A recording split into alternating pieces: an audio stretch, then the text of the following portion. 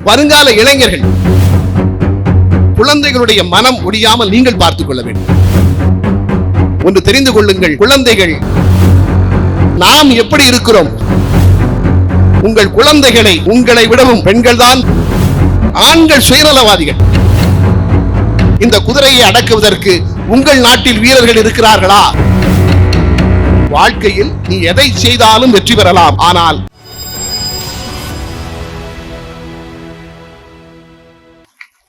ஆக வருங்கால இளைஞர்கள் அவருடைய மனம், உங்கள் குழந்தைகளுடைய மனம் ஒடியாமல் நீங்கள் பார்த்துக் கொள்ள வேண்டும். அதுதான் பெற்றோருடைய கடமை. ஒன்று தெரிந்து கொள்ளுங்கள், குழந்தைகள் கெட்ட வார்த்தை பேசுவதில்லை, கேட்ட வார்த்தையை தான் பேசுகிறார்கள். அதை மனதிலே பதிவு வைத்துக் கொள்ள வேண்டும். ஆக நாம் எப்படி இருக்கிறோம் அதுதான் முக்கியம், அதுதான் முக்கியம். ஏனென்றால் நான் இங்க இருக்கிற பெரும்பாலும் பெண்கள் நிறைந்திருக்கிறீர்கள், மகிழ்ச்சியாக இருக்கிறது.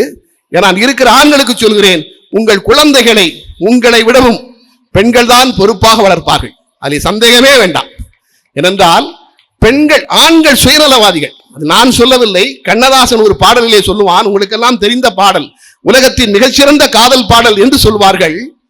நீ பேச நினைப்பதெல்லாம் நான் பேச வேண்டும், பாலும் பழம் என்று நினைக்கிறேன். அந்த படத்துல வரும், அதுல பாருங்க, அந்த புள்ள பாடுங்க, மனைவி பாடுவா, பாலோடு பழம் யாவும் உனக்காக வேண்டும். எழுதுவது கண்ணதாசன்.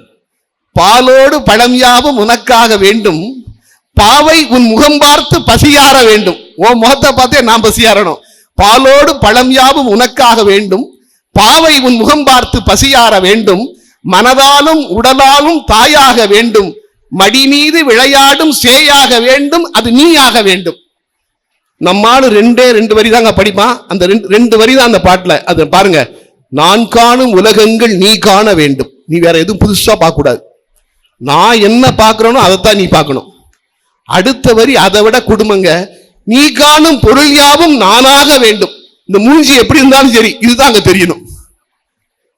இது கண்ணதாசனுடைய மிகச்சிறந்த காதல் பாடல்.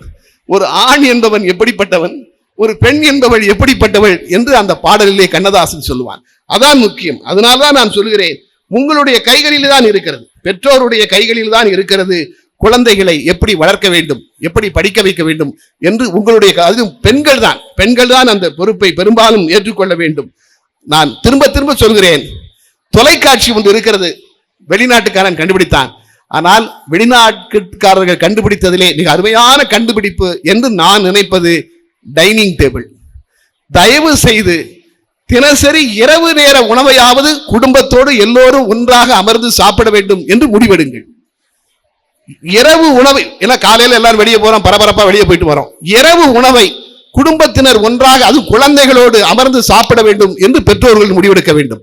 அப்பொழுது நீங்கள் பேசுகிற குழந்தைகளோடு மனமிட்டு பேசுவது இன்னைக்கு ரொம்ப குறைஞ்சி போச்சு. 4 பேர் வீட்டில் இருந்தா 4 பேர் செல்லுல தனித்தனியா தான் பேசிக்கிட்டு இருக்காங்க. அந்த 4 பேர் ஒருத்தருக்கு ஒருத்தர் பேசுறது இல்லை.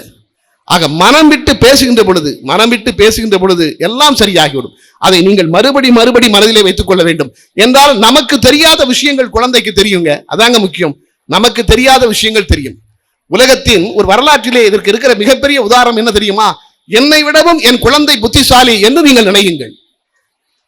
வரலாற்றில் இதற்கு இருக்கிற பெரிய உதாரணம், உலகத்தில் அத்தனை ஆண்களும் தங்களை மாவீரர்கள் என்று அழைத்துக் கொள்ள ஆசைப்படுகிறார்கள். அதில் அரசியல் இருக்கவங்க ரொம்பவே ஆசைப்படுவாங்க, அது ஒரு பக்கம் இருக்கட்டும். மாவீரர்கள் என்று ஆசைப்படுவார்கள். ஆனால் வரலாறு மாவீரர்கள் என்று அழைப்பது 2 பேரைத்தான். ஒன்று அலெக்சாண்டர், இன்னொன்று நெப்போலியன். அலெக்சாண்டருடைய வாழ்க்கையிலே நடந்த சம்பவத்தை பதிவு செய்து வைத்திருக்கிறார்கள். தயவு செய்து இதை நாம் தெரிந்து கொள்ள வேண்டும். அலெக்சாண்டருடைய அப்பா மாசிடோனியாவினுடைய அரசன் பிலிப்பிற்கு ஆசை, என்னுடைய மகன் இந்த உலகத்தையே கட்டி ஆள வேண்டும், சக்கரவர்த்தியாக வேண்டும் என்று அது அவருடைய தந்தையின் ஆசை. என் பையன் இன்ஜினியர் ஆகணும், டாக்டர் ஆகணும், இன்னைக்கு ஆசைப்படுற மாதிரி அன்னைக்கு ஆசை. அவர் உலகத்துக்கு சக்கரவர்த்தியாக தன் மகன் வர வேண்டும் என்று நினைக்கிறார். ஆனா அவருக்கு சந்தேகம், இவனால் முடியுமா என்று. அரிஸ்டாட்டிலிடம் படிக்கிறார் நம்முடைய அலெக்சாண்டர். ஒரு நாள் மன்னன் பிலிப் அரச சபையிலே உட்கார்ந்து இருக்கிறார். ஒரு அரபு குதிரை வியாபாரி வருகிறான். அவன் ஐயா மன்னரிடம் சொல்கிறான், மன்னரே, என்னிடம் ஒரு அரபு குதிரை இருக்கிறது. இந்த குதிரையை உலகத்தில் யாருமே அடக்கியது கிடையாது. இந்த குதிரையை அடக்குவதற்கு உங்கள் நாட்டில் வீரர்கள் இருக்கிறார்களா என்று கேட்கிறான். என்னுடைய நாடு கிரேக்க வீரர்கள் நிறைந்த நாடு. என் நாட்டில் உன் குதிரையை அடக்க வீரர்கள் இல்லாமலா இருப்பார்கள்? உன் குதிரையை எங்கள் நாட்டின் வீரர்கள் அடக்கி காட்டுவார்கள். என்று பிலிப் சொல்கிறான். அந்த குதிரையை அடக்குவதற்கு ஒரு நாள் தீர்மானிக்கப்படுகிறது. குதிரை வீரன் மைதானத்திற்கு வந்து விட்டார்கள். இப்படி மக்கள் மைதானத்தை சுற்றிலும் மக்கள் அமர்ந்திருக்கிறார்கள். அரச குடும்பம் இப்படி ஒரு மேடையிலே அமர்ந்திருக்கிறது. பிலிப் அமர்ந்திருக்கிறான், பக்கத்திலே அலெக்சாண்டர் அமர்ந்திருக்கிறான். அந்த நாட்டினுடைய மிகச்சிறந்த வீரர்களாக 2 பேர்கள் தேர்வு செய்யப்படுகிறார்கள். இது கற்பனை அல்ல, வரலாற்றிலே இருக்கிற செய்தி. 2 பேர்கள் தேர்ந்தெடுக்கப்படுகிறார்கள். அந்த குதிரை வியாபாரி குதிரையை பிடித்துக் கொண்டு அந்த மைதானத்தின் மத்தியிலே நின்று கொண்டிருக்கிறான். முதலில் அந்த குதிரையை அடக்குவதற்கு ஒரு வீரன் அனுப்பி வைக்கப்படுகிறான். அவன் இங்கிருந்து அந்த குதிரையை பார்த்து போகிறான்.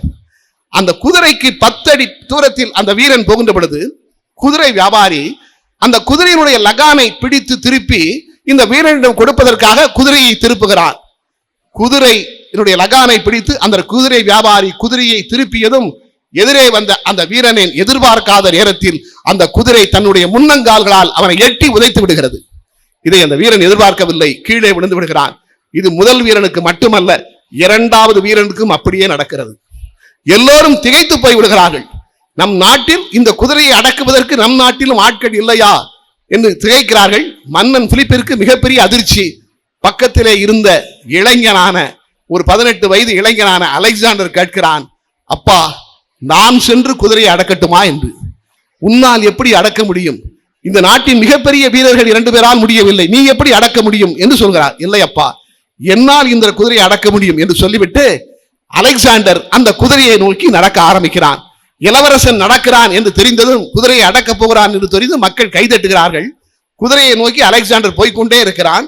அந்த குதிரை வியாபாரி அதே மாதிரி அலெக்சாண்டர் பக்கத்திலே வருகின்ற ஒரு 10 அடி தூரத்தில் வருகின்ற பொழுது தன்னுடைய அந்த குதிரையை லகானை பிடித்து திருப்பி அலெக்சாண்டர் கையில் கொடுக்க வேண்டும் அல்லவா, திருப்புகிறான். ஆனால் அந்த குதிரை வியாபாரி லகானை பிடித்து திருப்புவதற்குள் 10 அடிக்கு முன்பிருந்தே அலெக்சாண்டர் தாவி ஏறி அந்த குதிரையின் மீது ஏறி உட்கார்ந்து விடுகிறான். உட்கார்ந்து அந்த அரபு வியாபாரியின் கையிலிருந்து லகானை தட்டி பறித்து விடுகிறான். தட்டி பறித்து அந்த மைதானத்தை சுற்றி வருகிறான். மக்களெல்லாம் கரகோஷம் செய்கிறார்கள். மன்னருக்கு மிகப்பெரிய சந்தேகம். 2 வீரர்களால் முடியாத காரியத்தை நம் அலெக்சாண்டரால், நம் மகனால் எப்படி முடிந்தது? எல்லோரும் கூட்டம் அவனை தூக்கி கொண்டாடுகிறார்கள். அரண்மனைக்கு வந்தவுடன் பிலிப் கேட்கிறான், நான் அப்பொழுதே கேட்க வேண்டும் என்று நினைத்தேன், உன்னால் மட்டும் இப்படி இந்த குதிரையை அடக்க முடிந்தது? அப்பொழுது அலெக்சாண்டர் சொன்னாராம், அப்பா, என்னுடைய குரு அரிஸ்டாட்டில் ஒன்று சொல்லி இருக்கிறார், வாழ்க்கையில் நீ எதை செய்தாலும் வெற்றி பெறலாம். வாழ்க்கையில் நீ எதை செய்தாலும் வெற்றி பெறலாம். ஆனால் எந்த காரியத்தில் இறங்கினாலும் நீ தெளிவோடு இறங்க வேண்டும், மறந்து விடாதே என்று என்னை எச்சரித்திருக்கிறார்.